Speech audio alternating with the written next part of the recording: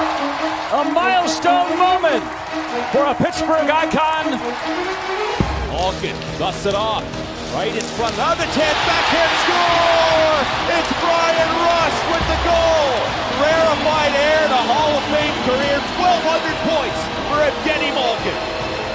2nd and 9. Pickett lines up a deep ball. Separation. Touchdown. George Pickens.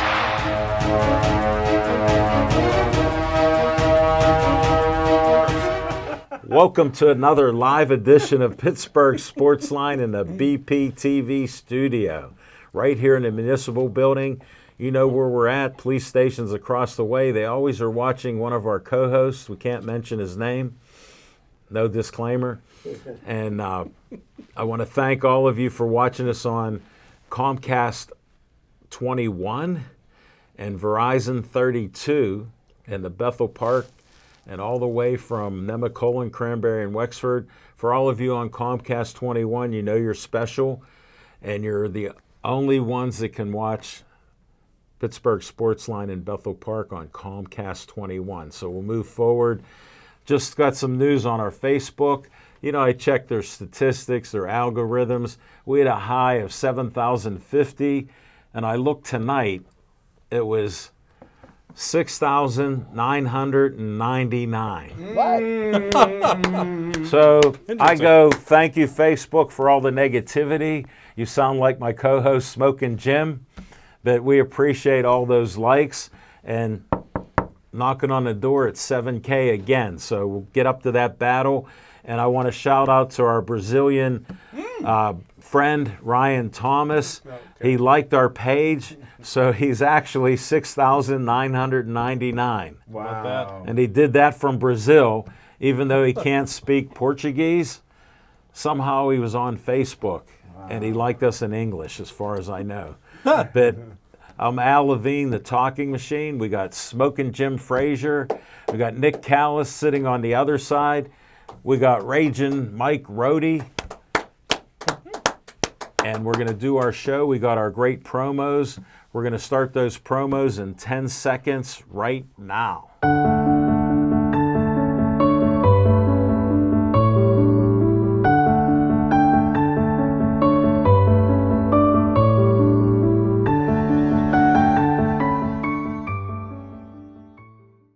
Pittsburgh Sportsline supports the Pittsburgh Post-Gazette Strikers.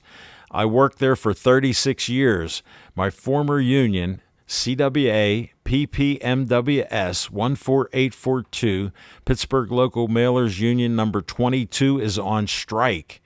Even though health care benefits were secured for workers by the union, Post-Gazette management cut them out without the union's approval and still expected workers to show up without any coverage. Please cancel your Post-Gazette subscriptions online or in print. Pittsburgh Sportsline supports the Pittsburgh Post-Gazette Union Strikers. Frank Fanera, owner of Olive Oil's Pizzeria and the Hillcrest Shopping Center on Route 88. Call them at 412-831-1900. Every Tuesday night, Olive Oil's Pizzeria provides the host and the amazing volunteer crew with an XL pepperoni pizza and a full steak hoagie. They are delicious. Olive Oil's is proud to support Pittsburgh Sportsline and the volunteers at BPTV. Stay Joey strong. Joey Fabus died at 8 years old of brain cancer known as DIPG.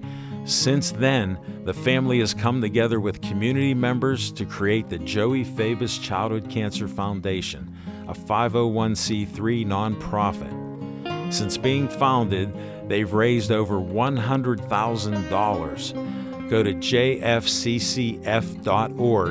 to learn more about DIPG, to help spread awareness, and to see how else you can support and donate towards the fight against this dreaded brain cancer. Always Be Smiling, a 501c3 designed to help children and families in need of kidney transplants. The B stands for Bennett, whose memory is embedded in this organization by his parents, Kristen and Dean. Despite the challenges he faced in his 16 and a half years of life, Bennett always had a smile on his face and spread kindness to everyone he could. Now, Always Be Smiling wants to pass on that kindness. Go to alwaysbesmiling.org to learn more and see how you can support or donate to this organization.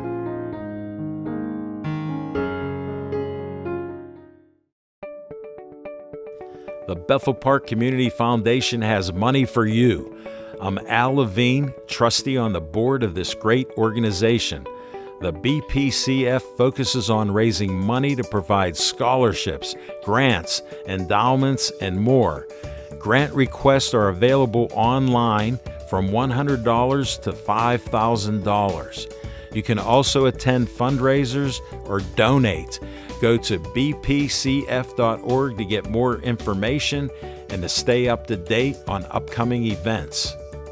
The Bethel Park Community Foundation, focusing community resources, building for the future. The Bethel Park Historical Society is a 501c3 that serves Bethel Park. The Historical Society operates out of the Schoolhouse Arts and History Center, located at 2600 South Park Road. Look for the red and white trolley right out front. Reginald's Coffee is inside, and I've heard it's the best coffee around. To visit this great historical venue, email historicalsocietybp@gmail.com.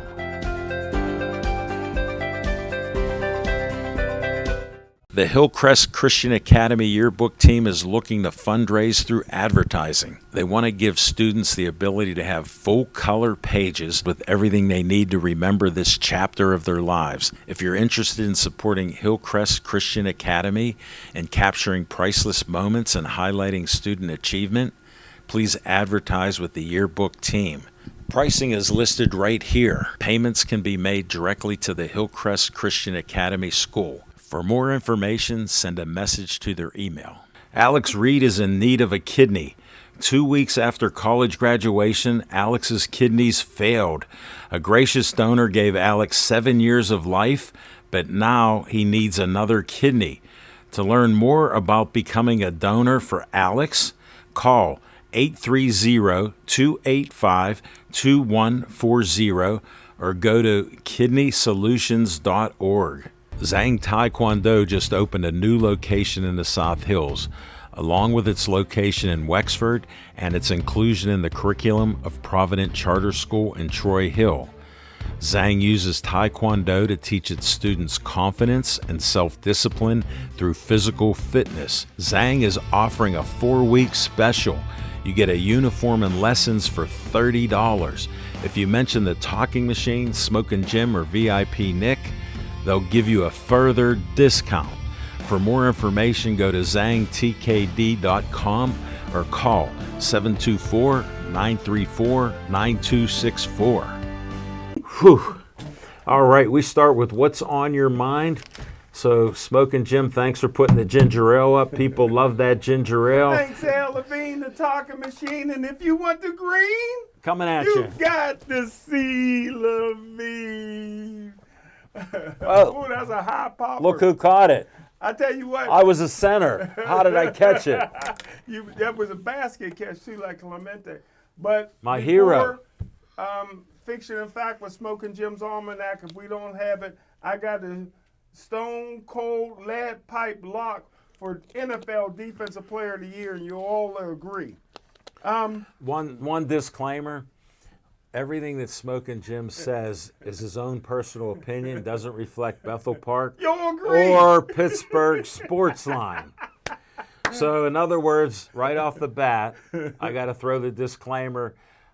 I almost guarantee that not all of us will agree. Mikey will, me and Mikey talk Well, that about ain't all of us. He's only one, and he's under 18, so I question what you're talking about. Carry All on. right. Hey, it's time to cut the head off the snake.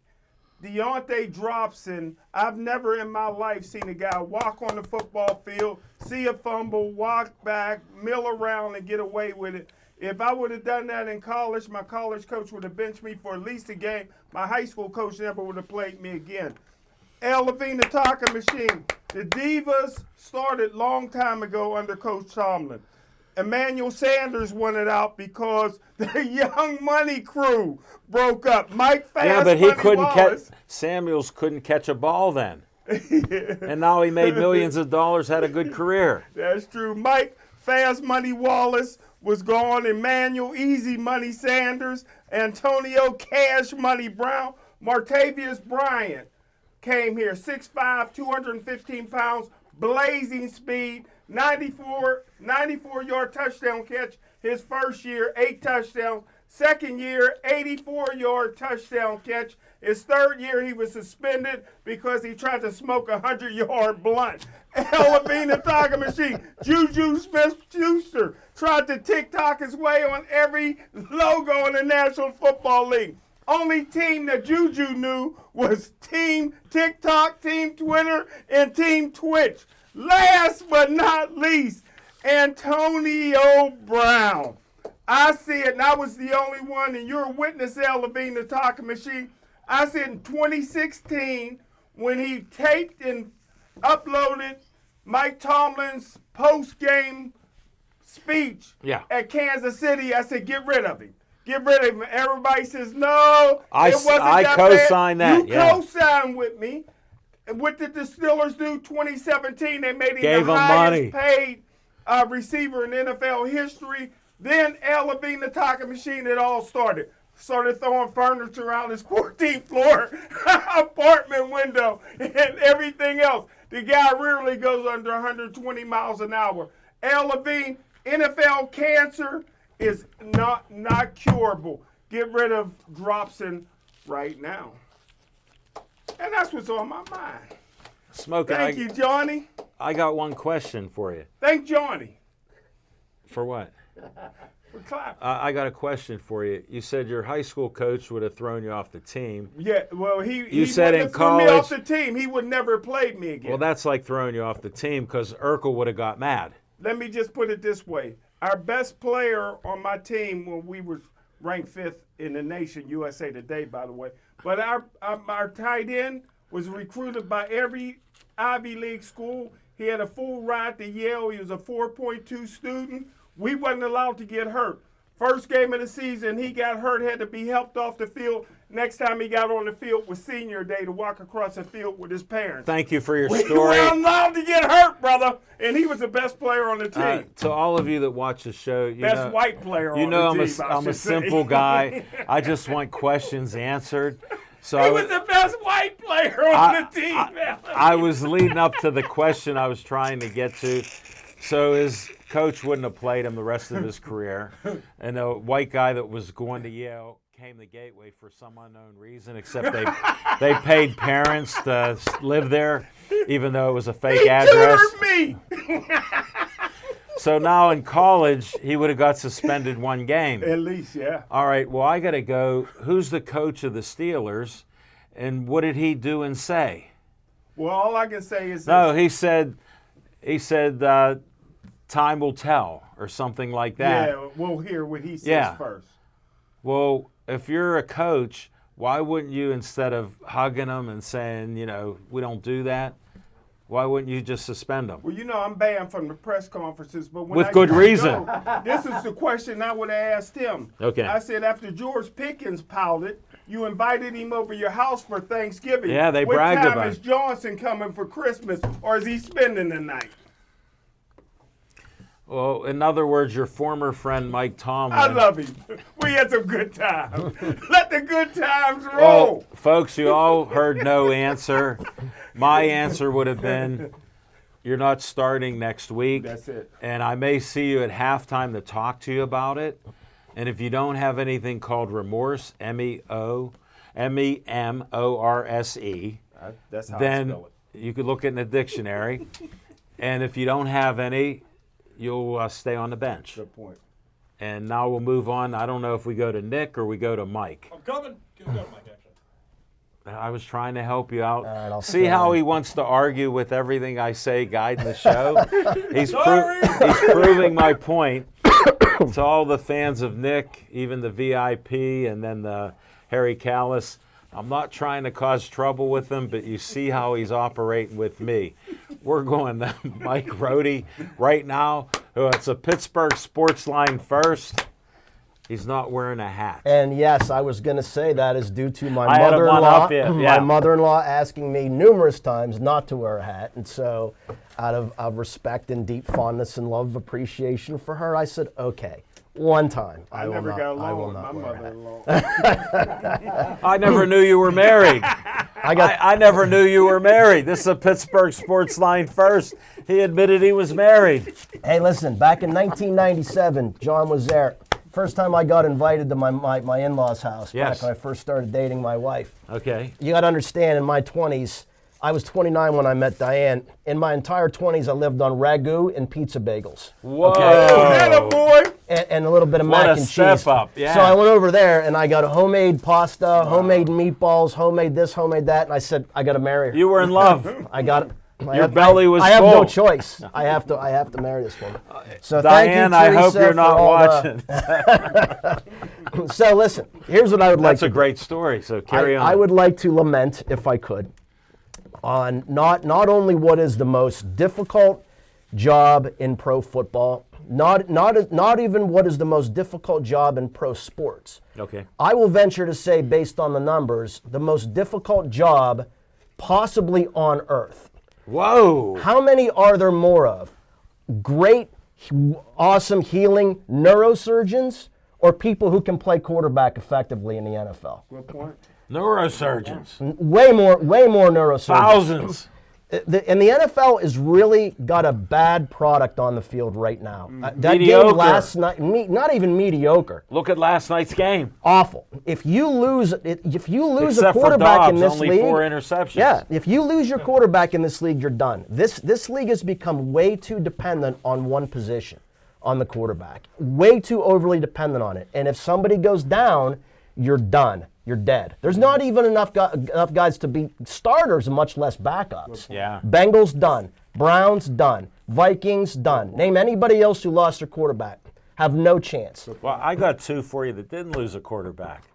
Herbert, and who else was I going to say? Josh Allen. And they're good quarterbacks. Do they compare with our legendary Hall of Fame quarterback, Kenny Pickett? Okay, but still. No, but I'm just throwing 2 outliers, so there's less There's quarterbacks. outliers for sure. Yeah. But the fact is, There's less good ones. there's less good ones. There are way less good ones. There's maybe, 10, 12 Thanks for people letting me who can interrupt. play. No Yeah. worries. That can play a competent quarterback in this league. Yes. And the problem is there's nothing out there to develop quarterbacks. College football does not develop NFL quarterbacks. That's a myth. They've tried, the World Football League. They've tried to this, USFL. they've tried to that, they've tried developmental things. It doesn't work because they bring these guys in and start them right away. And half of them get ruined because they put them in there too early. And guys like Pickett, who haven't even played a full season yet, people want to take pitchforks and torches Hold to it, his I'm one of house. those guys. Do you know why? When you're young, sometimes there's natural athletes. And then they play that from their little kids, 7 years old, 15, 16, they're done. They reach their peak. Yeah. Guess what Kenny Pickett did? I haven't said it on air till now. At 5 years of college, he reached his peak. He hasn't been back to his peak since. I That's still my think he'll be outline. fine, but we'll talk about You that can later. disagree with me forever on the show. I just want to build some of the evidence. So All I know is in he 1 week, reached his peak. he took one heck of a step forward, looking like a quarterback. But hey, let me finish the thought. No, go ahead. Because I hate bringing a problem without a solution. So what the NFL has to do, what they've tried to do, is call pass interference calls if you breathe on a guy the wrong way, or quarterback, late hits. And that just takes away from the integrity of the game. That's making it worse. It makes the NFL a joke. So I think what they have to do is make it easier so more people can play quarterbacks. Oh. What you have to do, in my opinion, How do you dumb it down? You get away from 7 guys having to be on the line. Make it 5. I like that. Whoa. You can put you How can many put two, on a you can team? put 2 guys in motion. 2 guys in motion. I like that. I'm thinking Whoa. outside the box here, because other than that, what do you got?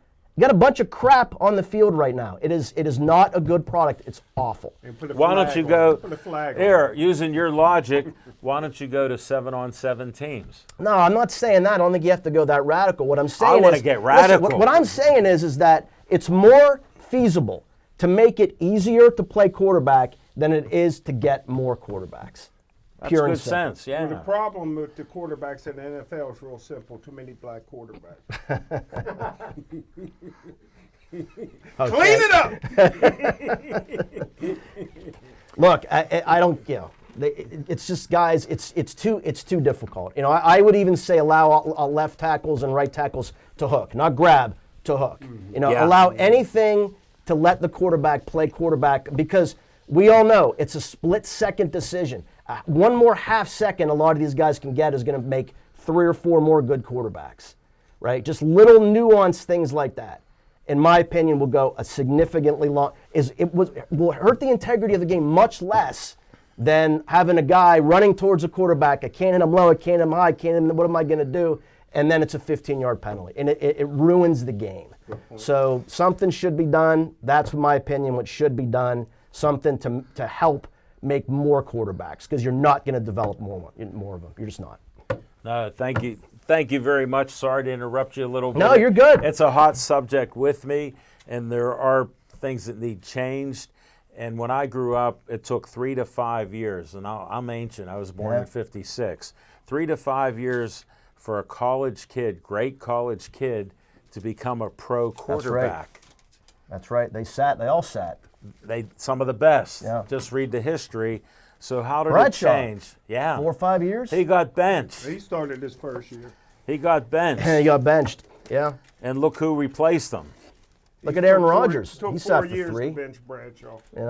Took 4 years to bench Bradshaw. Well, there you go, It Smoking took Jim. a strike. It took a strike to get him to be benched. He's the expert here, and he's usually going negative, but right now he's eating pizza, so we're positive about it.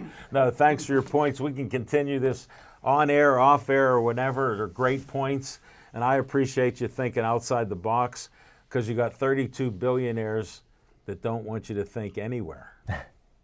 Just my opinion. All right, we're going.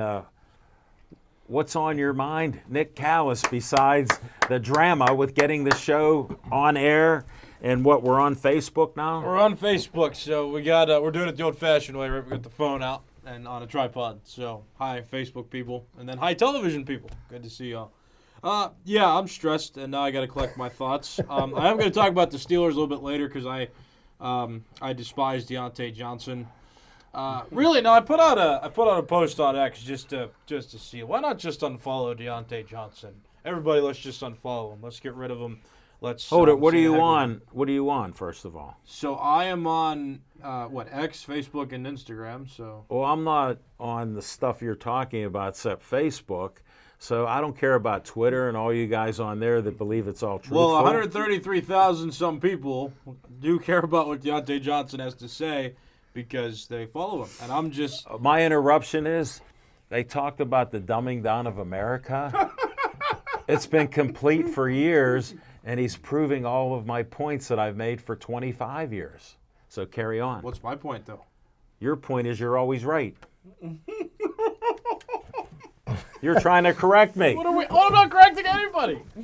You asked me what your point is. You're trying to be right.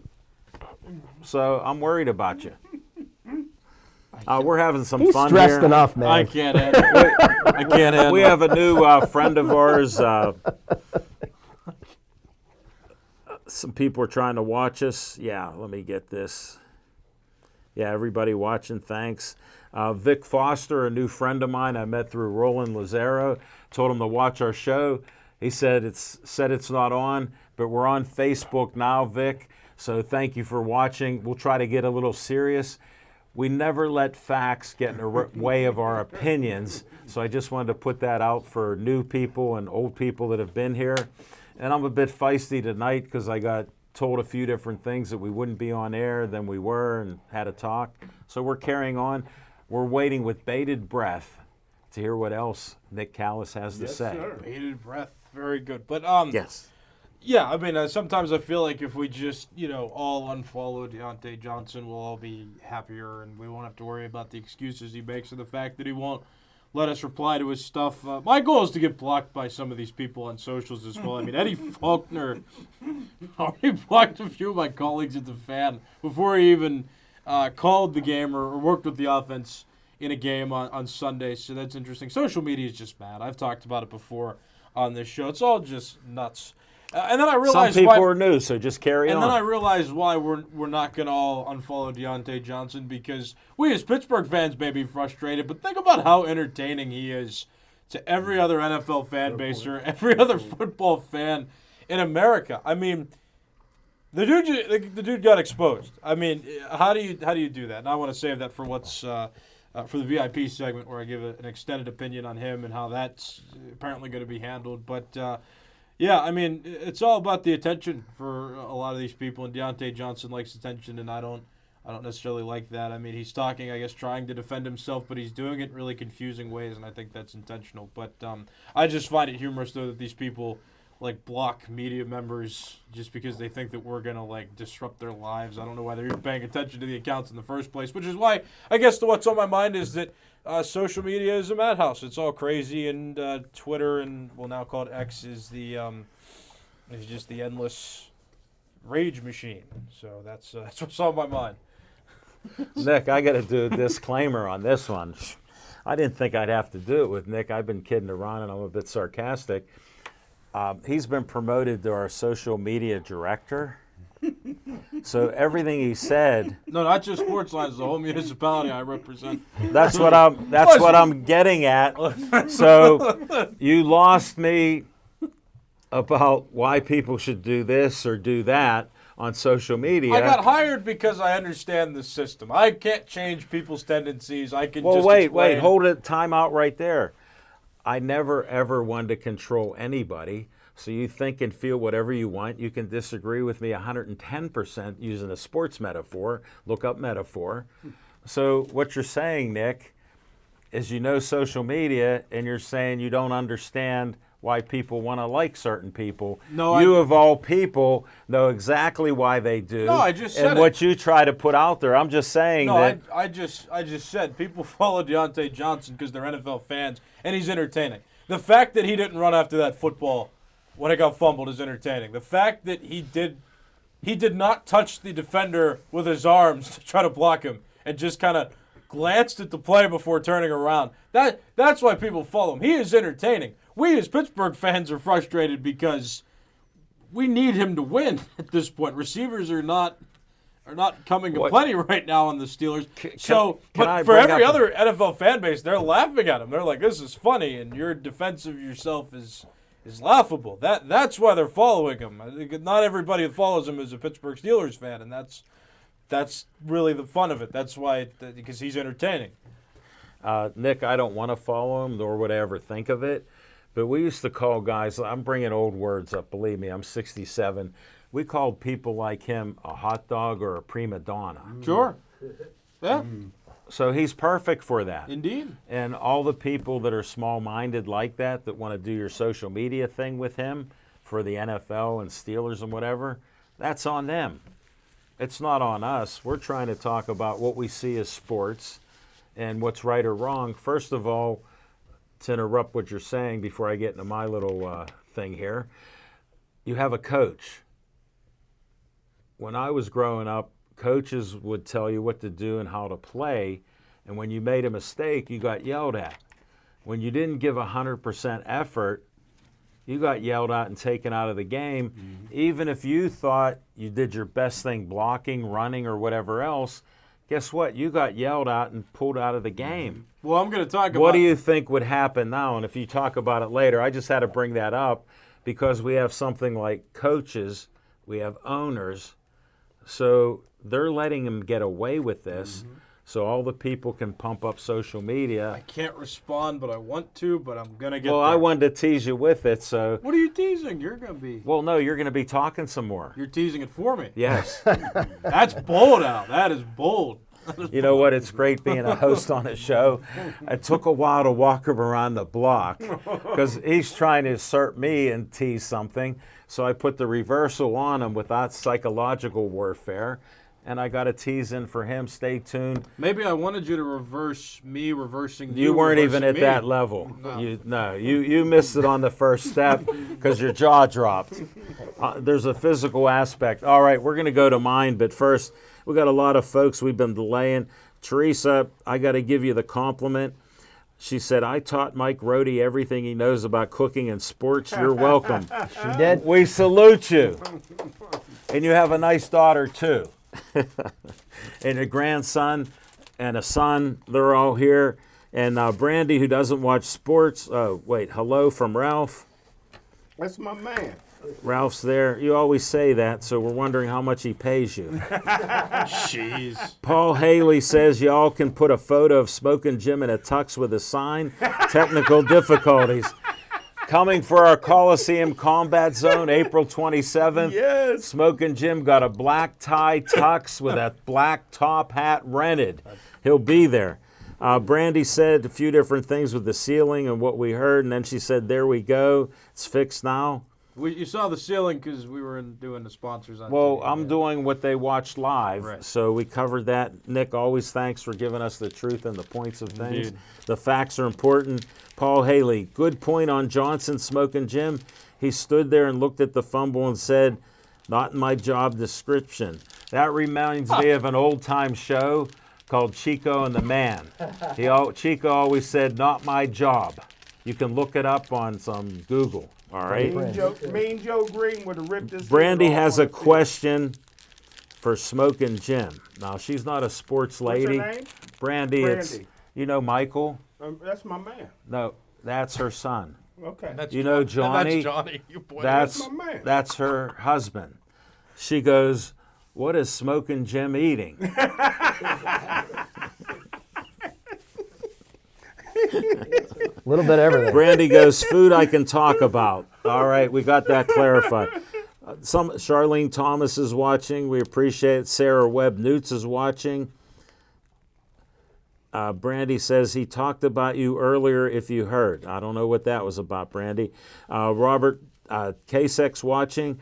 Bob Beers, my longtime friend from the Post-Gazette and Press, is working.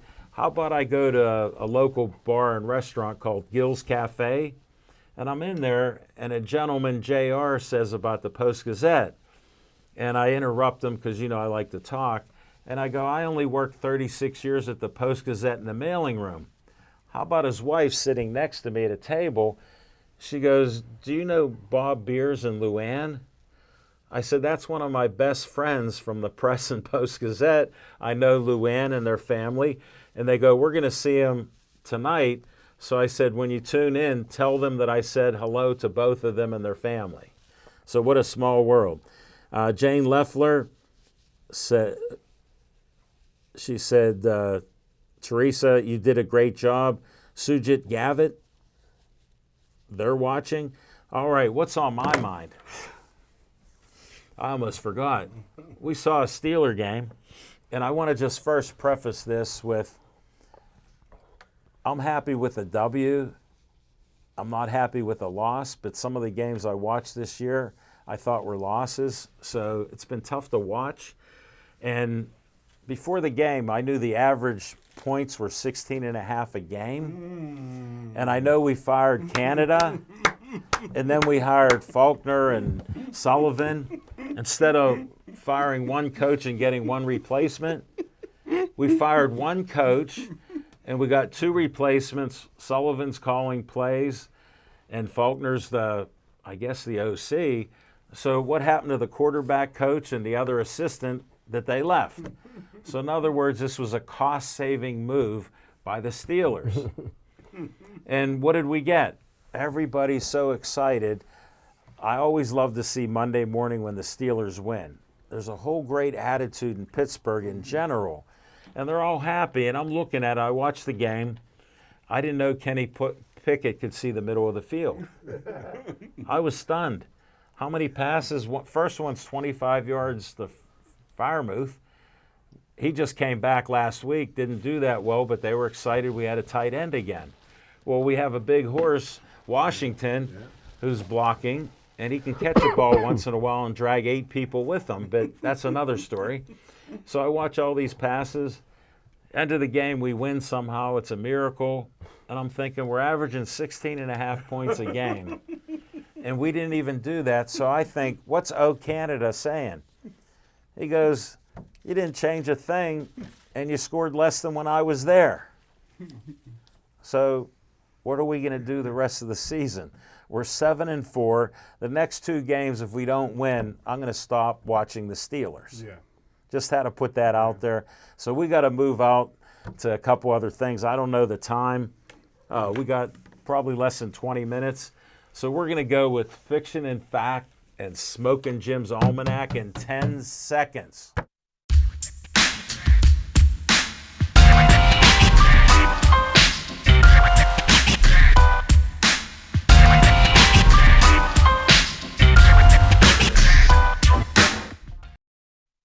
Anybody, before I give you the answer, does anybody know who the defensive player of the year is going to be in the National Football League?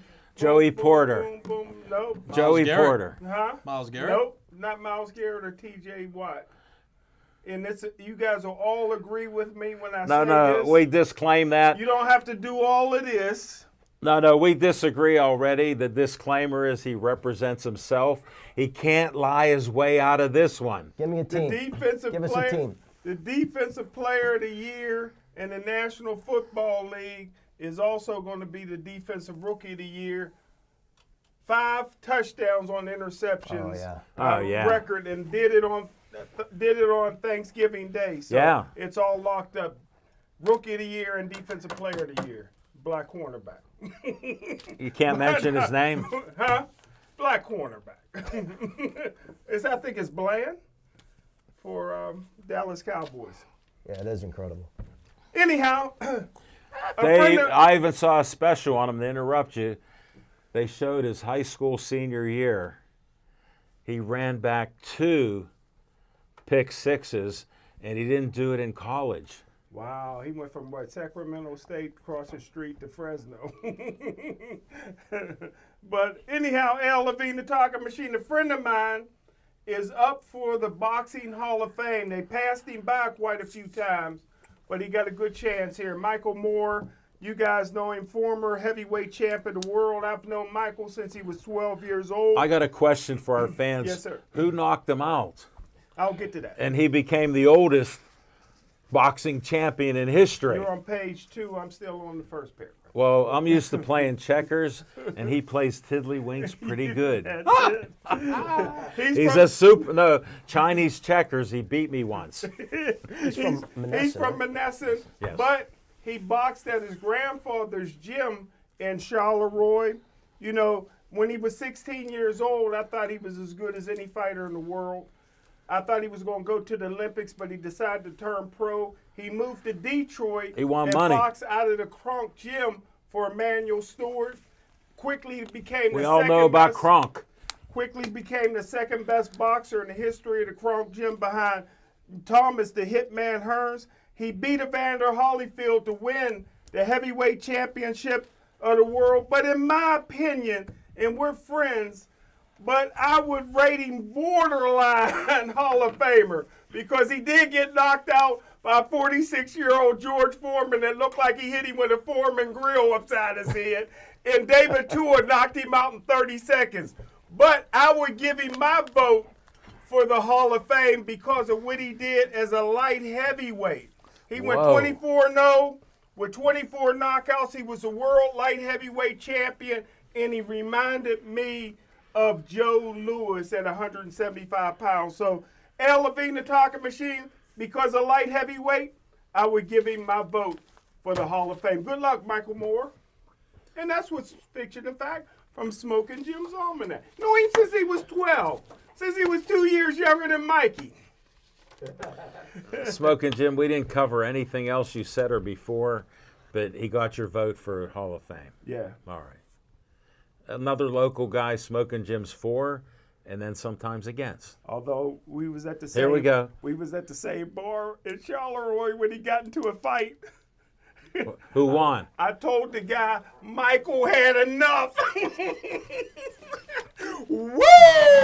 I saved him that day. Did it, I bet you sure he never went in that bar again bumping into folks. To all Maybe he had too much to drink. to all of our friends and fans, he's a pretty Smoking Jim's one of the nicest. Leave him alone. He's gonna be champ one day. He's one of the nicest guys in the world. But why does he always go negative? I'm giving you true stories here. It is fact. He's giving you Yeah, fact. but why are they always negative after that Mike, fact? you want me to call the ambulance? Are you gonna be okay? You ain't getting in my car with all that blood. All right, some of our fans say, Paul Haley, nice to see Tyler Boyd from Clareton High School in the game Sunday. The weak link.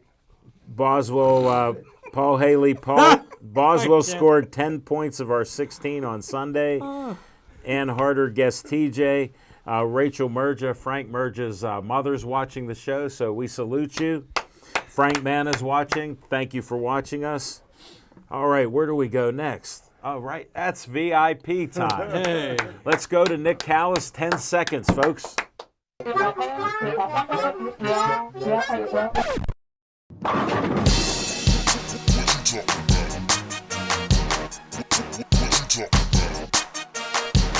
All right, so as promised, I'm going to talk about Deontay Johnson. First of all, the Steelers getting 421 yards of offense is sign of an improvement, I'll say. The Steelers indeed did not meet the average of Matt Canada's tenure by a half a point. So that's kind of funny. But, throwing the ball down the middle of the field is good. That was the humor to it. I'm glad you got it belatedly. Yeah, that's good. That's funny. That is funny. I saw that in memes, too. I also saw a meme earlier on socials, and it said it was a picture of Tom Brady and Rob Gronkowski. It said what Pat Fryermuth and Kenny Pickett looked like without Matt Canada, and I thought that was funny. A lot of funny stuff going on now that Matt Canada's not around. But the serious matter of the case is that Deontay Johnson is kind of not a great guy. I didn't like him before. I think he's overpaid for his services because he can't catch any passes. And now, that's something that you should never question in a professional athlete, the effort that they give. And that was just blatantly one of those times where it was just so bad. Jalen Warren doesn't fumble the football. We don't pay attention to that at all. But the fact that he did made Deontay Johnson get exposed. Well, being right after his drop catch. That made a big difference there. I don't know if it was if he was in his own head. I don't get it anymore with that kind of stuff with the receivers. George Pickens was kind of pouty, and the Steelers public relations team put it together, and they were like, "Yep, we're going to get past this," and they did. George Pickens is still catching the ball well. He's still a talented receiver. Deontay Johnson, unfortunately, does not have the benefit of routine talent on his side, and that's why I think we all tend to dislike him more, because he actually doesn't catch a lot of. Now, the pass in the end zone, was it a routine catch? I don't know. It's difficult to secure the football like that, and the defender made a good play to get it out of him. And if Mike Tomlin challenges, perhaps it's a turnover, but One question. or not, it's overturned. What's up? 3 feet down constitutes a play. Is your coach watching any of the catches or plays? Because how can you miss that? And then where's the You're on assistant? the sideline. I get it. Where's the assistant coach upstairs who's supposed to be helping him? Good point. Yeah, no, I don't disagree with that No, necessarily. these are I all- think Tomlin himself can't really see the play from where he is necessarily. Looking at the jumbotron. Yeah, well, Look, he got in While the trouble. play's going on. He got in trouble blocking a runner looking at the jumbotron. Yeah. So his habit is already there.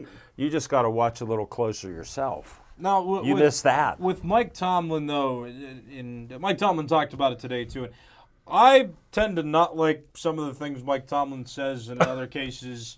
Then he comes out today and he says, "I'm not going to answer for Deontay. I'm going to give him a chance to address his teammates and address you guys," meaning the media, when he was talking during his press conference. And I think that's I'm interested to see what Deontay Johnson's going to say. I think it'll be interesting if he speaks in public, because you don't really hear him talk in public, but also, to be held accountable in that regard is good. Mike Tomlin not speaking on his behalf, because it's not Mike Tomlin's responsibility necessarily to answer for that. Deontay Johnson's an adult and, should automatically, as a professional athlete, be giving more of an effort on certain plays.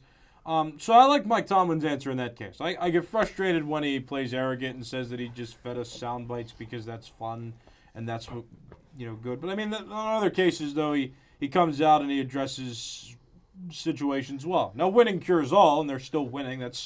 That is irrefutable. And the Browns blowing it against the Broncos kind of helps that situation because now they're back to even, and the Steelers have more of a grip on control for the rest of their season. But just to hear an answer like that, it was inspiring in a way to hear that there may be some discipline involved, that Deontay Johnson's going to have to answer for that stuff, and perhaps we can move on. Now, whether or not Deontay Johnson changes is to be seen. I'll say it over and over and over again. I don't think he's worth the contract that he has. I think that he doesn't make routine plays, and I think that he pouts a lot. And, for me, that was crossing a line in that particular play that you really can't come back from. It's just very frustrating to see an effort given like that, and it's frustrating to just understand that he is so soft, I'll call it. He is so sensitive to that stuff that he let a drop pass that maybe shouldn't have been a drop pass turn into a poor effort blocking, which could have maybe turned into a fumble recovery that didn't. And then he goes on X and he starts saying a bunch of stuff trying to defend himself, or just using really confusing language to stir up those that care about what he has to say. It's not great. George Pickens was a little bit different, but at least George Pickens makes routine and extraordinary plays. And you got a guy who's complaining and pouting like this who doesn't make routine plays. It's just that much more infuriating. So I'm not a Deontay Johnson guy. I never have been, and it seems I never will be. That's the opinion. Can you imagine if Jack Lambert was on the same team with somebody that did that? He'd have got knocked out. It wouldn't have took 2 days for him to finally get to an answer. Well, I'm glad you gained some respect for Tomlin. I have less respect now with how he treated the whole thing. Mm-hmm. Why do you say that? I would have gone up to the player, take your helmet off, you're done for Yeah, today, yeah. sit at the end of the bench, and we'll talk after the game. And whenever you announce anything, I better hear an apology first. That's what I grew up with. Coaches would tell you that. It seems that You have to you're accountable for every action you make.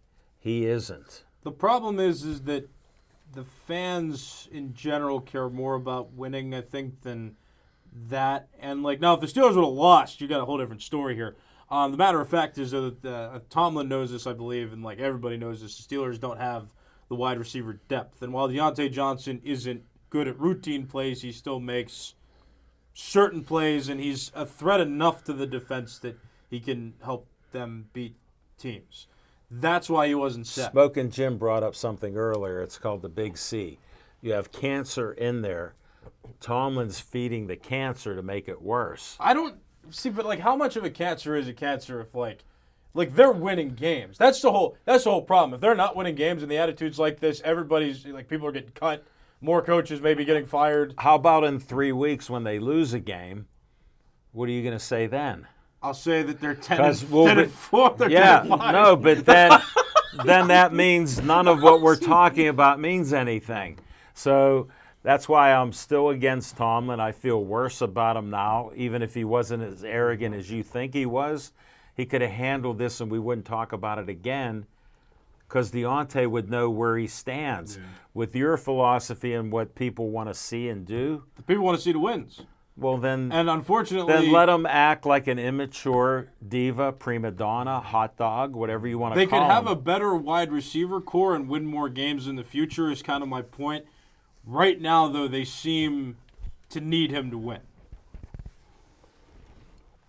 Well, as long as we're 9-8, we're good. So we'll be probably 11-6.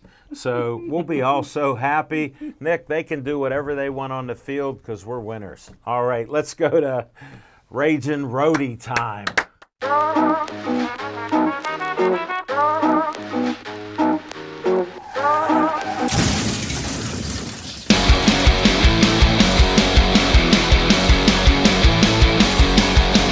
So we got to go quick. So I got a couple of points. No, take your time. I got a couple of points. I'm in charge here. All right. Al, you said 16 points, but I say I challenge you to the eye test, right? They threw the ball down to the field. They didn't throw behind the sticks when it was 3rd and 11. They converted 3 long ones. That'll come in time. No argument there. That'll come in time. I saw it. And we talked I about saw this it. before the show. That wasn't just a coordinator change. That was a philosophy change. I co-sign that.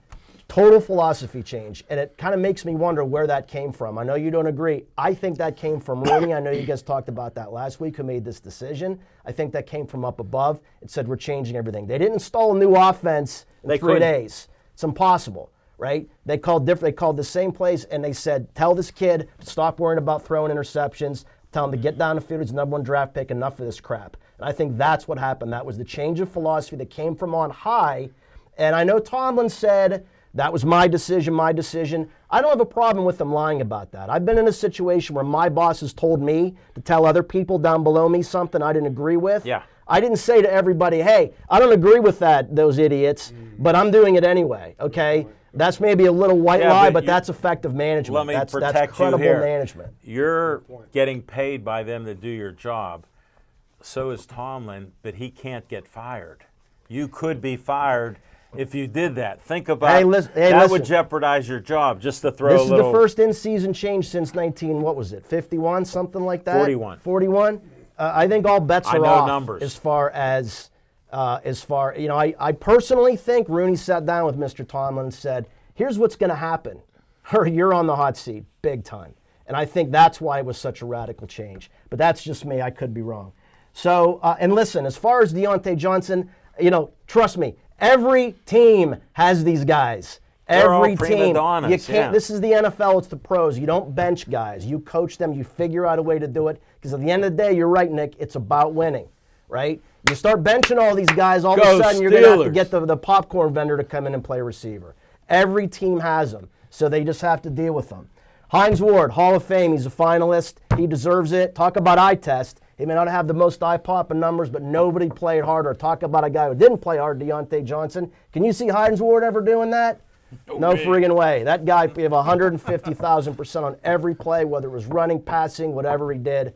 That guy is a model Hall of Famer. And Penguins, here's an idea how to fix the power play. Shoot the puck.